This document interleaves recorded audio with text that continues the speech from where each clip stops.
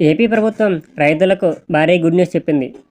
కొత్త సంవత్సరం వేళ రాష్ట్ర ప్రజల్లో ఆనందం కోసం పలు కీలక హామీలను అమలు చేయడానికి కీలక నిర్ణయాలు తీసుకుంది. ముఖ్యంగా రైతుల సంక్షేమానికి సంబంధించి తాజా కేబినెట్ భేటీలో చర్చలు జరిగాయి. ఈ క్రమంలో అన్నదాత సుఖీభవ పథకం అమలుపై నిర్ణయాలు తీసుకున్నారు.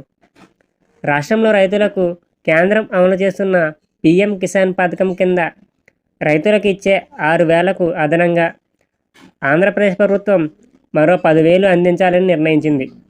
ఇలా ఆ మొత్తాన్ని ప్రతి రైతుకు అందేలా చర్యలు తీసుకుంటామని సీఎం చంద్రబాబు స్పష్టం చేశారు. పీఎం కిసాన్ నిధులు 3 విడతలుగా విడుదలవుతుండగా రాష్ట్ర ప్రభుత్వం కూడా అదే తరహాలో నిధులు విడుదల చేస్తుందని తెలిపారు. ఎన్నికల హామీలను అమలు చేయడంపై కేబినెట్లో చర్చ జరిగింది. ముఖ్యంగా తల్లికి వందనం, అన్నదాత సుఖీభవ పథకాలు ప్రారంభించడంపై మంత్రులు తమ అభిప్రాయాలు వ్యక్తం చేశారు. మరింతమంది మంత్రులు ఈ 2 పథకాలు మొదట అమలు చేయడం మంచిదని సూచించారు.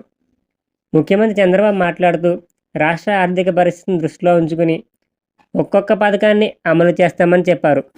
ఎన్ని ఆర్థిక ఇబ్బందులున్నా పింఛన్ పెంపు, అన్నా క్యాంటీన్లు, దీపం పథకం అమలు, మెగా డిఎస్సి ప్రకటన లాంటి కార్యక్రమాలు చేపట్టిన విషయాన్ని గుర్తు చేశారు.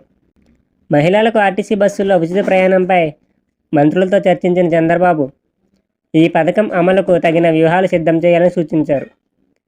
తల్లికి వందనం, అన్నదాత సుఖీభవ పథకాల ప్రాధాన్యతను ముందుగా ఇచ్చి అవి తక్షణమే అమల్లోకి రావాలని ఆదేశాలు జారీ చేశారు.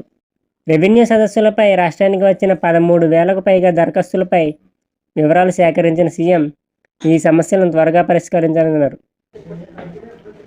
మీకు ఈ వీడియో నచ్చినట్లయితే లైక్ చేసి మన ఛానల్ని ఇప్పుడే సబ్స్క్రైబ్ చేసుకోండి.